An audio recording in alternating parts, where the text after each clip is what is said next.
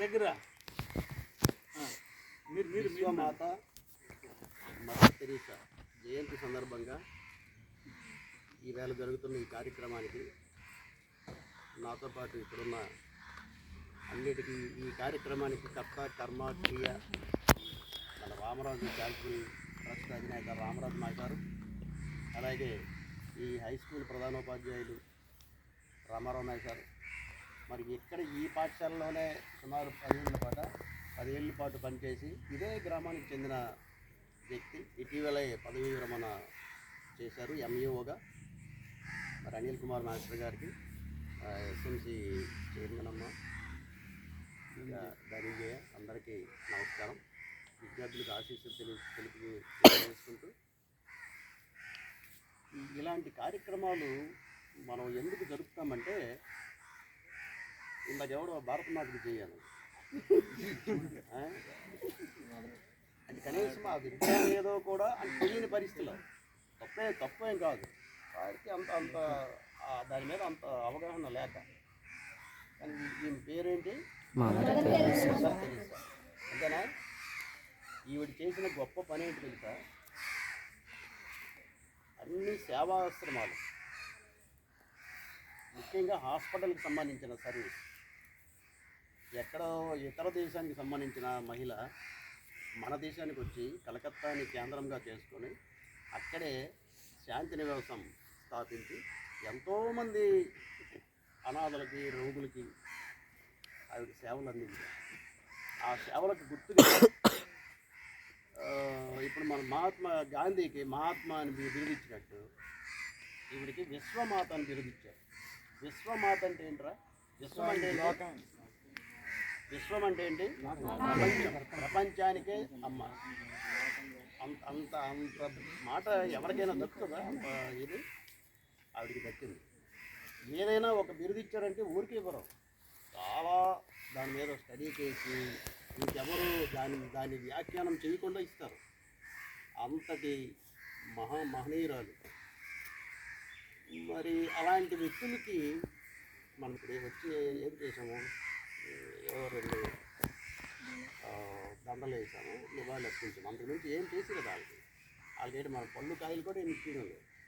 కనీసం ఈ ఒక్క మాట వాళ్ళ కోసం మాట్లాడగలిగితే చాలు. ఈ ఒక్క మాట ఒక 5 నిమిషాల సేపు ఆవిడ కోసం మాట్లాడగలిగితే వాళ్ళ ఆత్మ శాంతిస్తుంది. ఆ ఫోన్లో ఇప్పుడు నేను చేసిన కార్యక్రమానికి నాకు ఇంతమంది కనీసం గుర్తించారు అని ఒక గుర్తింపు, వాళ్ళ ఆత్మ శాంతిస్తుంది. మరొకరు దాన్ని స్ఫూర్తిగా తీసుకొని మళ్ళీ చేస్తారు ఏదైనా సహాయం. మదర్ తెరీసా చెప్పిన ఒక కొటేషన్ ఏంటి తెలుసా?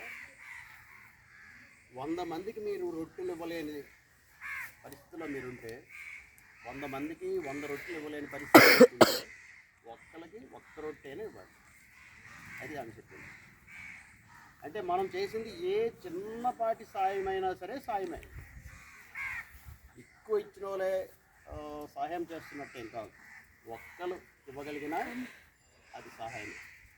తర్వాత మదర్ తెరీసాకి ఒక ఇంటర్నేషనల్ అంతర్జాతీయంగా పేరు ప్రతిష్టలు ఉన్న వ్యక్తి కాబట్టి ఒక ఆస్ట్రేలియాకి సంబంధించిన ఒక న్యూస్ రిపోర్ట్ ఇంటర్వ్యూ తీసుకొని జనరల్గా కుష్టు అంటే అంటువ్యాధి, ఎవరు దరిదాపులు చేరరు. మన వీధిలో ఎవడున్నాడంటే ఆయన ఇంకా దూరం పెట్టేస్తారు, మన ఇంట్లో ఉన్న ఎడమే. అలాంటి పరిస్థితిలో ఉన్న కుష్టు వ్యాధితో బాధపడుతున్న వాళ్ళ దగ్గరికి వెళ్ళిపోయి ఈవిడి దగ్గరికి వెళ్ళిపోతుంది. ఈవిడికి వచ్చేస్తుందని కూడా చూడడం లేదు. దగ్గరికి వెళ్ళి వాళ్ళకి ఓదారుస్తూ సాంత్వన కలిగిస్తూ ఉంటుంది. అమ్మ ఎలా జనరల్గా మన ఫీలింగ్ అదే కదా. ఎవరైనా చూస్తే ఏంటి వాళ్ళ దగ్గరికి వెళ్తామనే ఒక ఫీలింగ్. కానీ అంత ఇది నీకు ఎలా కూర్చుందమ్మా అని విలేకరు అడిగాడు డైరెక్ట్గా. డైరెక్ట్గా అడిగాడు అదే ప్రశ్న. అడిగితే దానికి ఆమె ఏంటి సమాధానం చెప్పింది తెలుసా? జాగ్రత్తగానండి, నాకు అలాంటి పేషెంట్ని చూస్తే అలాంటి పేషెంట్ ఎవరినైనా చూస్తే నాకే వ్యాధిస్తే నా పరిస్థితి ఏంటి అని అనుకుంటుందట ఆవిడ. నాకే ఆ వ్యాధిస్తే నా పరిస్థితి ఏమిటి అని ఆవిడ బుర్రలో ఆలోచన వస్తుందట.